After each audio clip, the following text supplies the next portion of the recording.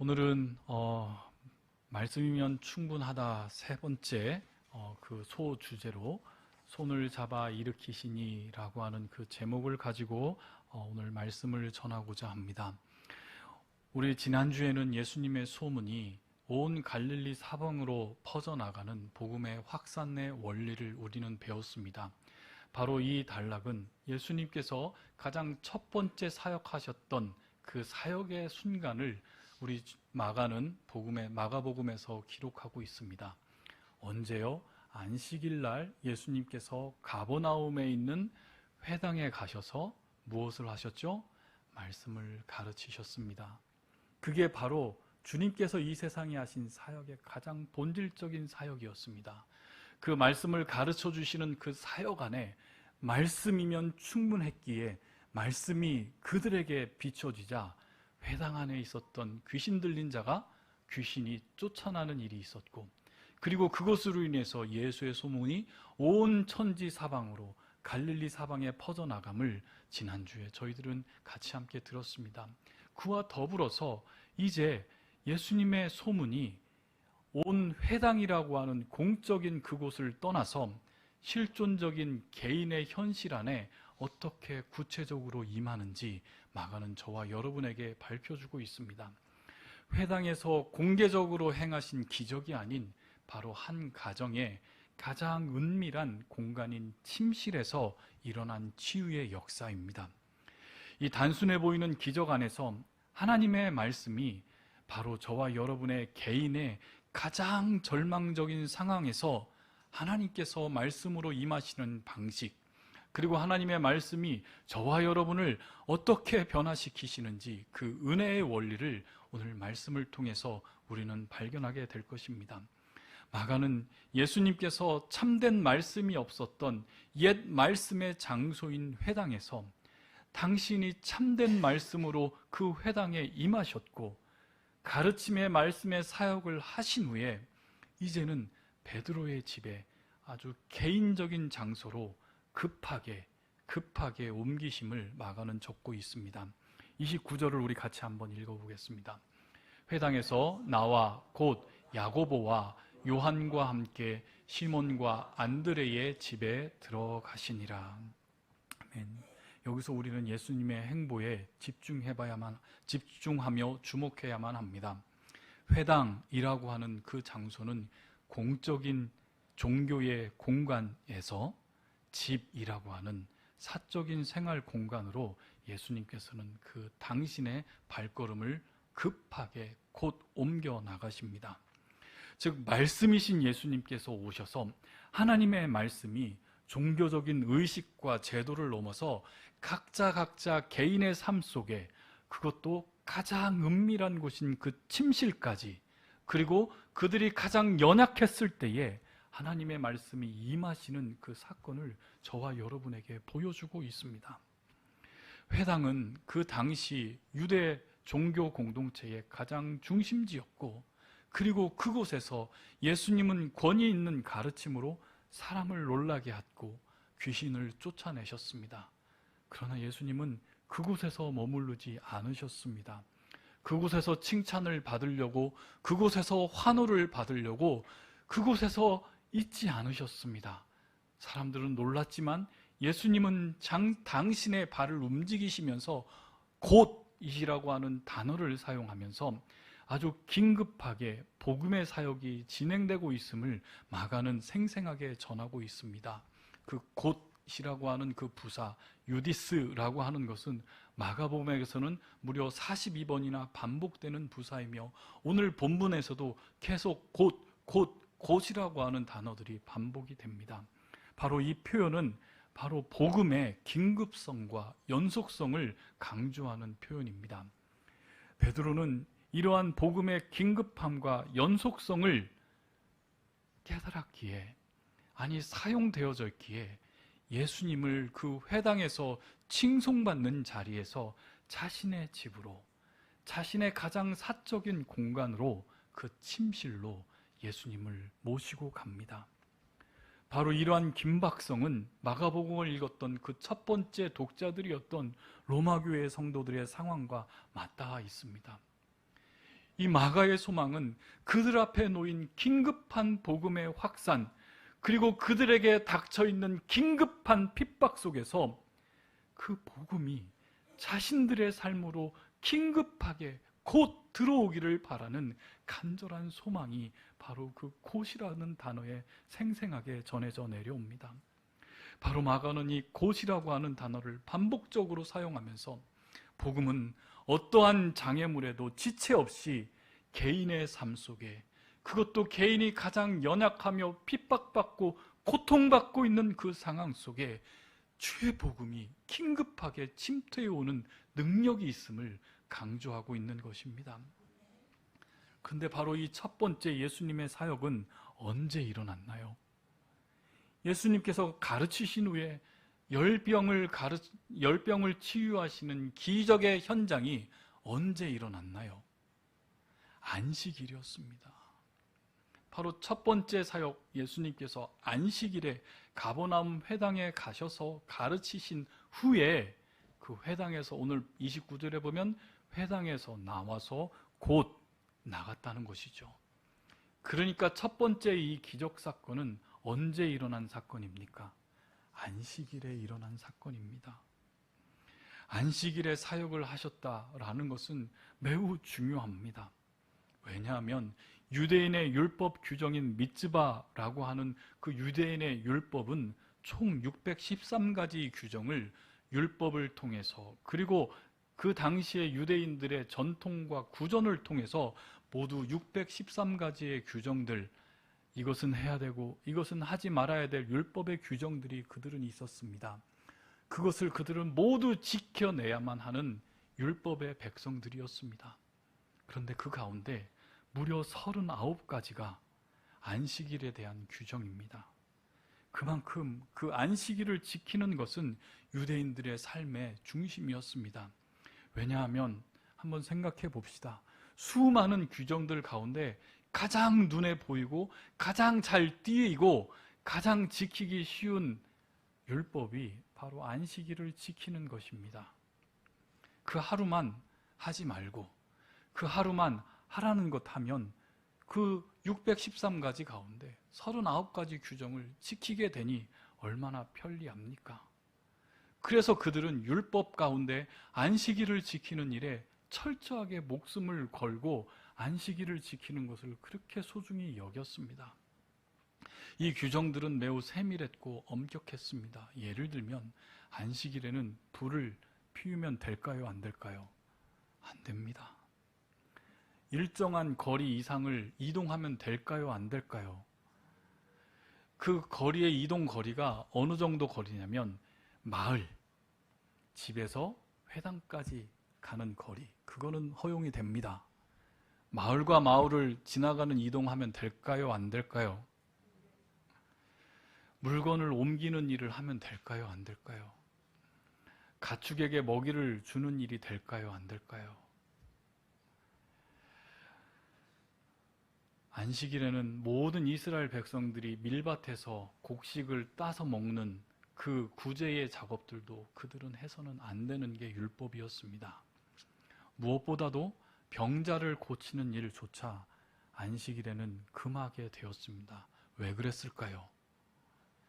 그것은 사계명인 안식일에는 일하지 말라, 노동하지 말라라고 하는 그 모든 것을 그들은 노동으로 해석하며 그들의 눈에 가장 지키기 쉬운 것, 그날 하루만 안 하면 되니까, 여섯째 날은 다 해도 되고 그날 하루만 안 하면 그들은 이 율법 39가지의 율법을 지키는 자들이 되니까 얼마나 편합니까? 그것을 지키려고 이들은 안식일에 정말로 안식일의 기본의 본질이 무엇입니까? 안식, 쉬는 거죠. 하나님께서 6일 동안 창조하시고 7일 날 하나님께서 안식하셨던 그 참된 안식을 그들은 누려야 함에도 불구하고 이 율법을 지키기 위해 그들은 참으로 부지런했습니다. 그런데 예수님께서는 우리가 앞으로 복음서를 읽어가며 확인하게 되겠지만 의도적으로 안식일에 예수님은 참 많은 일을 하십니다. 제자들과 함께 밀밭을 거르며 밀밭에 있는 곡식을 따서 안식일 날 안식일 율법을 어기며 그것을 먹습니다. 안식일에 정말로 많은 병자들을 고칩니다. 38년 된 병자, 뇌전병에 걸려서 고통했던 그 장애인을 안식일 날 고치셨고, 손 마른 사람을 안식일에 고치셨고, 18년 동안 귀신 들려 허리가 굽혀진 지체 장애인을 주님께서는 고치셨으며, 안식일에, 그것도 바리새인 집에서 수종병이라고 하는 부종에 고통받는 그 질병을 고치신 후에 바리새인들과 안식일 논쟁을 이렇게 합니다. 예수님께서 바리새인들에게 이렇게 반문합니다. 만약에 너희 아들이나 너희들 소가 안식일에 구덩이에 빠지면 너희들은 건져내지 않았느냐 하며 반문하시면서 바리새인들의 그 당시의 종교 지도자들의 숱한 비난 앞에서도 예수님께서는 안식일만 되면 담대히 당신이 하시는 사역을 안식일에도 감당하십니다.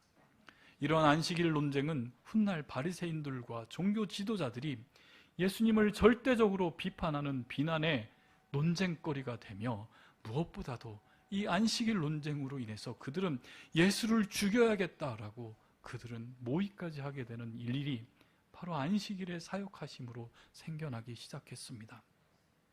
그런데 마가는 바로 이 마가복음의 그 첫 번째 부분에 예수님께서 안식일에 가르치시고 베드로의 집으로 이동하셔서 베드로의 장모의 열병을 고치시는 기적의 사건을 바로 의도적으로 배치했다라고 하는 그 의미가 무엇이겠습니까?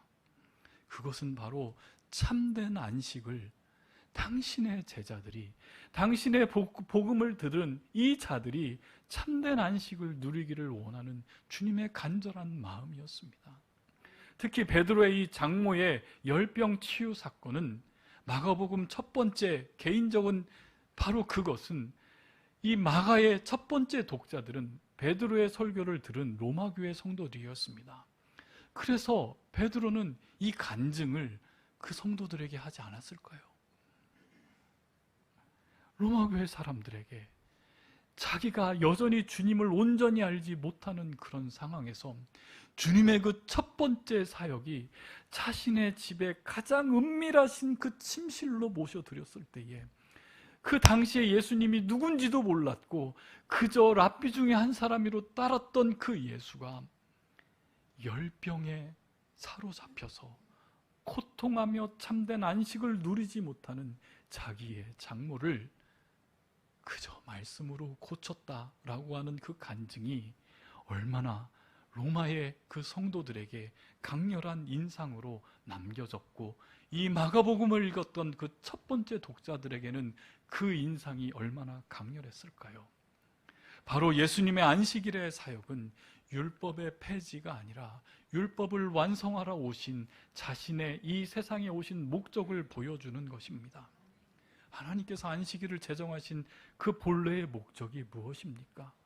6일 동안 하나님께서 말씀으로 온 우주 만물을 창조하신 후에 우리 하나님께서도 그 7일째 무엇 하셨습니까? 안식하셨다고요. 모든 창조와 구원이 완성된 이후에 하나님께서 안식하셨습니다. 그런데 그 안식일의 주인이 누구십니까? 예수님이십니다. 마가복음 2장 27절에서 28절 우리 같이 한번 읽겠습니다. 또 이르시되 안식일이 사람을 위하여 있는 것이요 사람이 안식일을 위하여 있는 것이 아니니 이러므로 인자는 안식일에도 주인이니라. 아멘.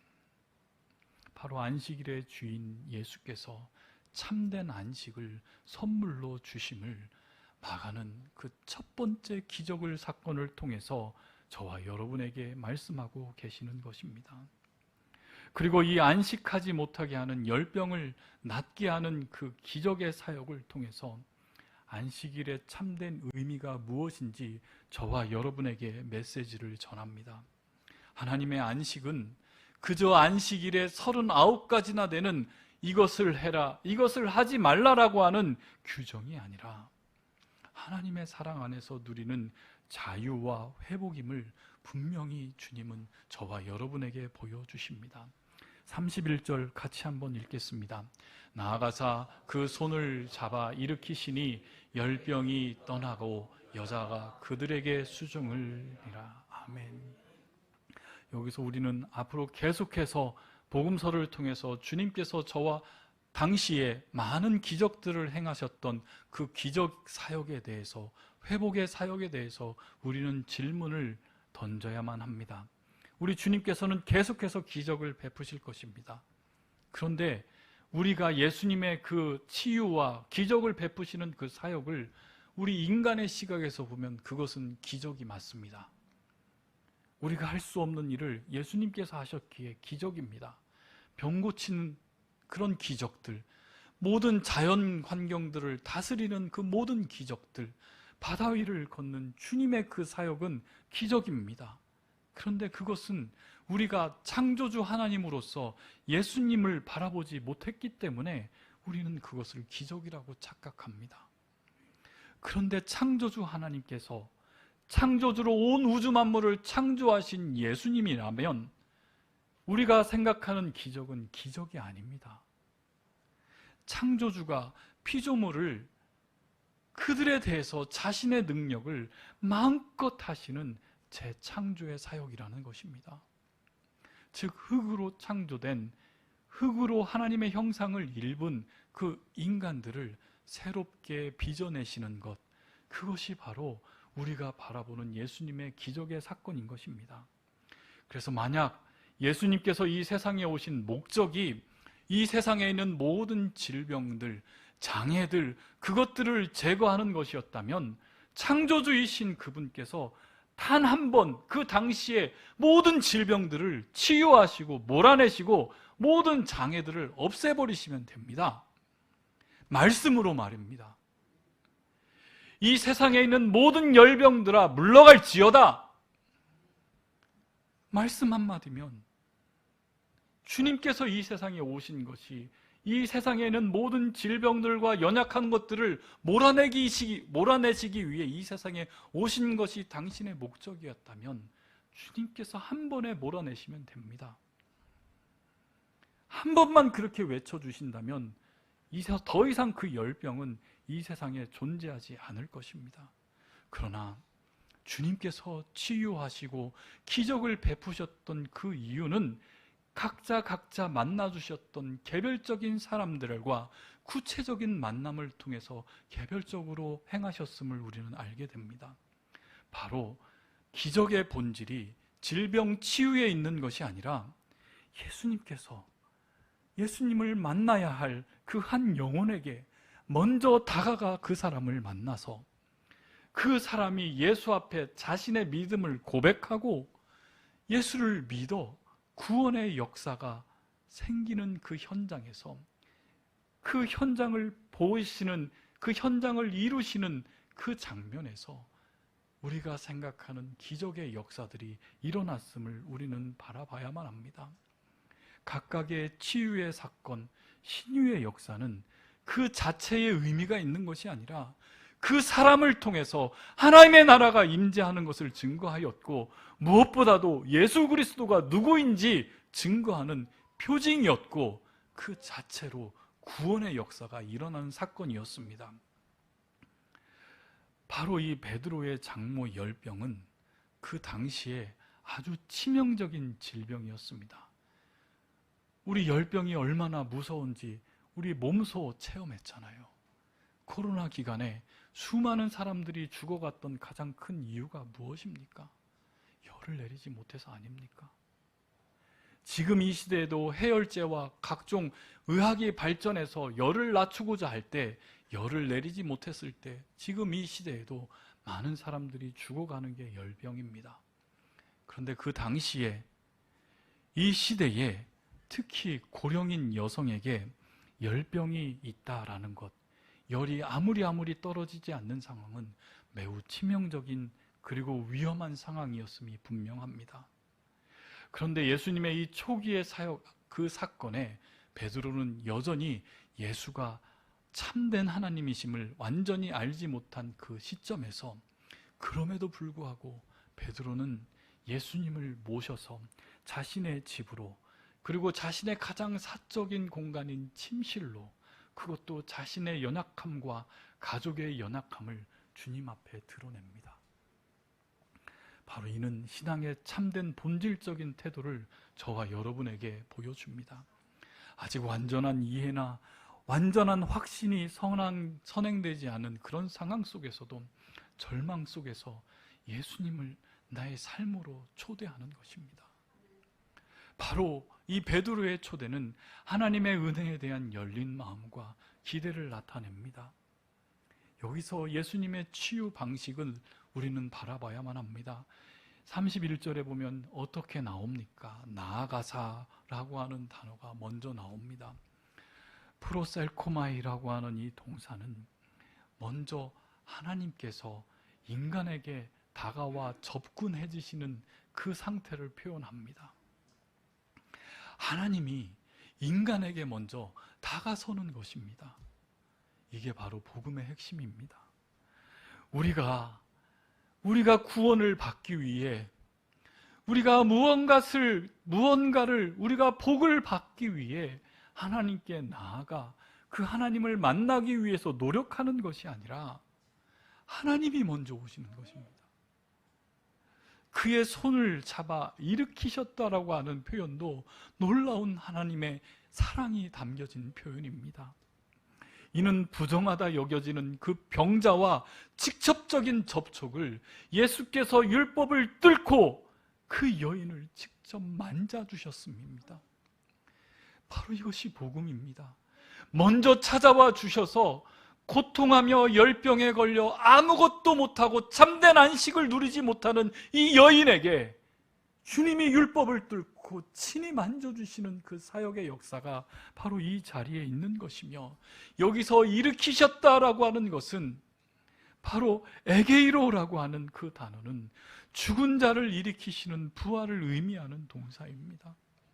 단순히 치유를 했다라고 하는 것이 아니라 그 열병을 고쳐줬다라고 하는 것은 회복을 넘어서 이 여인에게 새로운 생명의 시작임을 주님께서는 베풀어 주셨음을 의미합니다. 그러자 열병이 떠났습니다. 즉각적인 치유가 그녀에게 임하였습니다.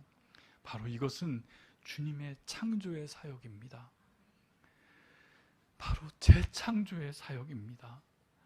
흙으로 지은 그 여인을 다시 한번, 뭉그러진 그 흙을 주님께서 다시 한번 만져주시며 다시 한번 새롭게 빚어주시는 역사가 그 여인의 몸에 일어났음을 뜻합니다.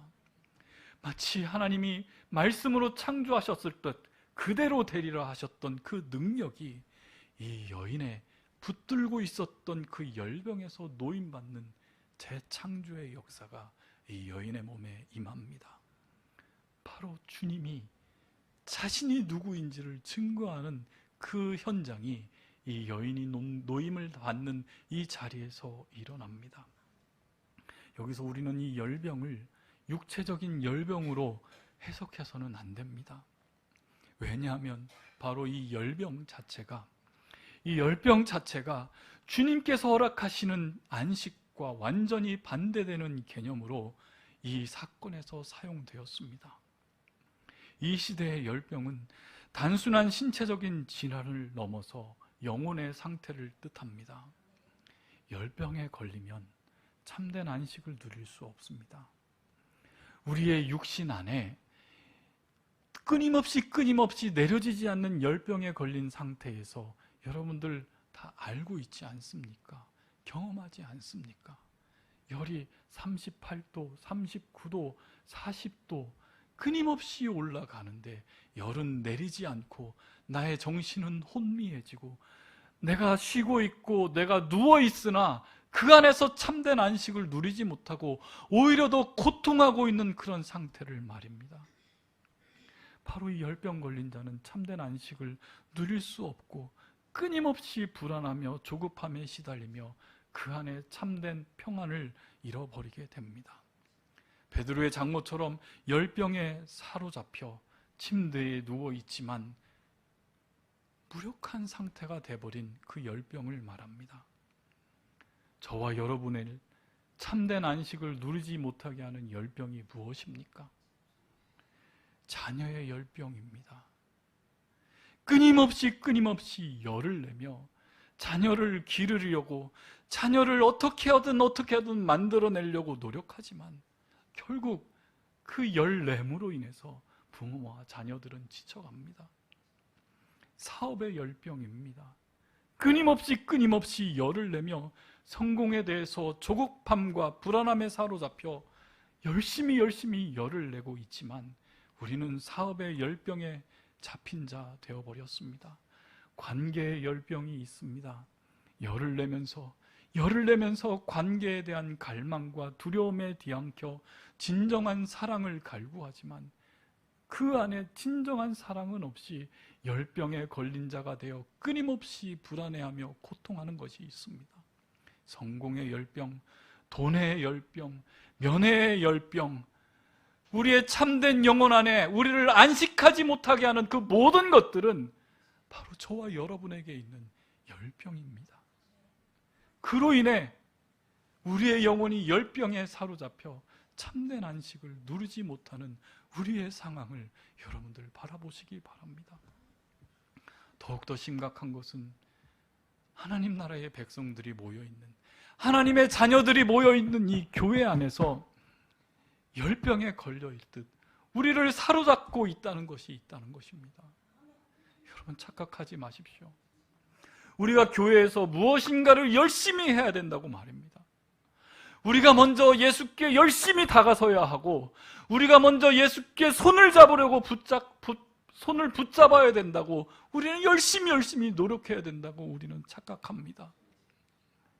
나의 시간을 드리고, 나의 열정을 드리고, 나의 소망을 드리고, 나의 돈을 드리면서까지 하나님의 마음을 얻어내려고 우리는 노력합니다. 이런 열병 걸린 신앙생활은 저와 여러분에게 참된 안식을 누릴 틈도 없이 끊임없이 우리를 열병 걸린 상태에서 신앙생활하도록 만들어버린다는 것입니다.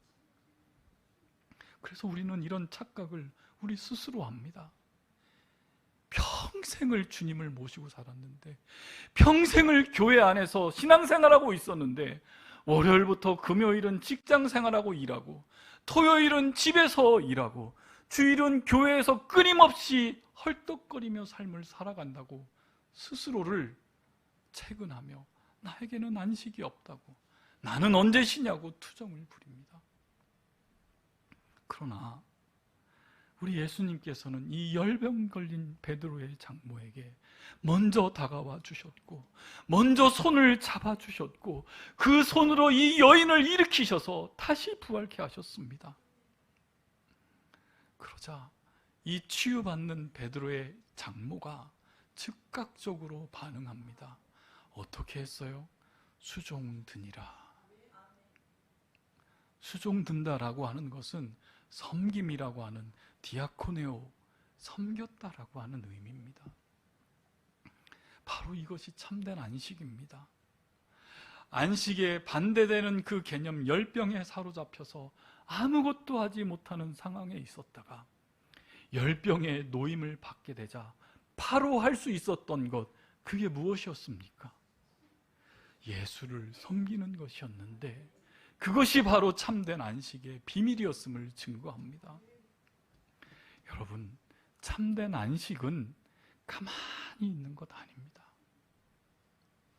우리가 세상의 안식, 세상의 평안으로 하나님의 안식, 하나님의 평안을 평가하고 그 안식을 구하려고 했기에 가만히 쉬는 것, 그것을 안식으로 우리는 착각하고 있습니다.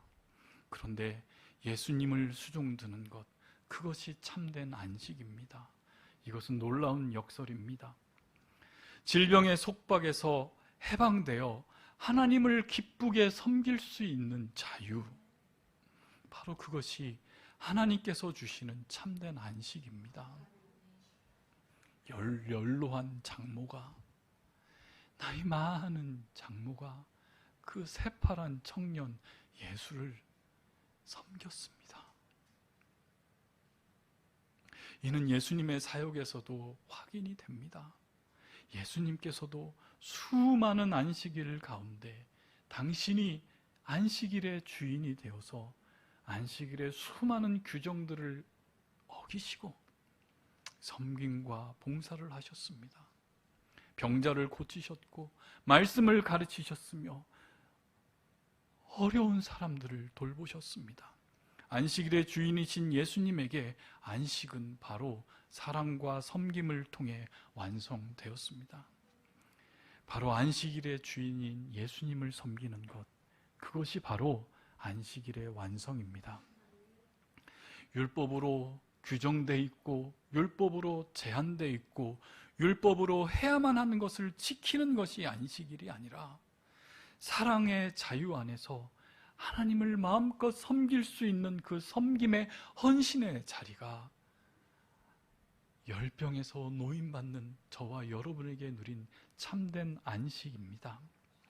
바로 그 안식일에 주인님께서 우리에게 먼저 찾아와 주셨고 우리로 하여금 끊지 못했던, 우리로 하여금 참된 안식을 누리지 못하게 했던 그 열병들을 손잡아 치유하셨을 때에 바로 예수를 섬기고 참된 안식을 누리게 된 베드로의 장모의 이 이야기는 바로 저와 여러분에게 주는 안식의 이야기입니다. 바로 우리 교회에서 안식을 누리는 자들이 되어 바로 저와 여러분이 한마음 교회 된 것입니다. 말씀을 맺겠습니다. 왜 나에게 여전히 참된 안식이 없는가 여전히 고민하고 갈등하고 괴로운 분들 계십니까? 말씀 앞에 섭시다. 내게 열병이 있다는 것, 내가 여러 가지 열병에 걸렸다는 것을 인정하십시오. 그리고 베드로가 예수님을 자신의 집으로 가장 은밀한 공간으로 초대했듯이 우리도 예수님을 우리의 가장 은밀한 연약한 부분으로 내가 열병에 걸려 헐떡거리고 있는 그 자리로 우리 주인님 대신 예수님을 초대해야만 합니다. 자녀의 열병, 사업의 열병, 명예의 열병, 성공의 열병, 정말로 숨기고 싶은 상처들, 해결되지 않는 문제들, 말할 수 없는 그런 고통까지도 주님께 드러내야만 합니다. 주님이 오시면 그 헐떡거리는 열병을 해결하는 데에는 복잡한 해결책이나 긴 시간이 필요하지 않습니다. 말씀이면 충분합니다. 말씀이면 충분합니다. 예수께서 우리에게 먼저 다가오셔서 우리의 열병 걸린 그 손을 붙잡아 일으키실 것입니다. 우리를 다시 살도록 일으키시고 완전히 다시 한번 부활시키실 것입니다. 그때 우리는 진정으로 일어나 예수를 수종들며 완전한 안식을 누리게 될 것입니다. 바로 이것이 은혜의 순환입니다. 실패하고 고통하며 열병에 갇혀 참된 안식을 누리지 못하다가 주님을 초대하고 주님을 만나고 주님의 만져주심이 있는 순간 우리는 다시 한번 힘을 얻어 주님을 섬기며 참된 안식을 누리게 될 것입니다. 바로 치유받은 자들이 자유로운 기쁨으로 주님을 섬기게 되는 것, 바로 이것이 하나님 나라의 백성된 저와 여러분의 비밀입니다. 이 본문에서 이 마가복음의 첫 번째 독자들, 그들은 로마의 박해 속에서 믿음을 지킨 성도들에게 바로 이 이야기는 가장 큰 위로와 소망을 주었을 것입니다. 베드로의 그 생생한 증언과 간증을 통해서 들은 그 이야기는 그들이 두려움이라고 하는 열병 속에서, 핍박이라고 하는 열병 속에서, 배교라고 하는 열병 속에서 예수님과 함께 계셨고 그분의 손길이 그들의 두려움을 일으키셔서 그들로 하여금 참된 초대교회의 섬김의 자리로 그들을 초대하였기에 그들의 제자들이 연결되어서 지금 이 자리에 예수의 제자가 된 한마음교회 우리가 이렇게 있는 것입니다. 오늘 우리에게도 이와 같은 은혜가 임하기를 축원합니다. 우리의 모든 열병 가운데서 해방되어서 참된 안식을 누리고 그 은혜로 우리가 서로 섬길 수 있는 한마음 교회 되기를 간절히 기도합니다. 우리 예수님의 치유의 손길이 가장 개인의 영역인 그 자리에 임하기를 간절히 축원합니다. 여러분, 여러분의 그 모든 속박에서 자유롭게 하시고 여러분을 통해서 참된 안식일의 기쁨이 이 땅과 우리 한마음교회에 임하기를 주님의 이름으로 축원합니다. 여러분, 말씀이면 충분합니다. 여러분, 정말로 말씀이면 충분합니다. 그 말씀이 우리 모두의 삶에 참된 안식과 자유를 주시기를 주님의 이름으로 축원합니다. 우리 같이 함께 찬송 212장 겸손히 주를 섬길 때 찬양하며 우리 주님 앞에 결단하며 주님 앞에 나아가기를 소원합니다.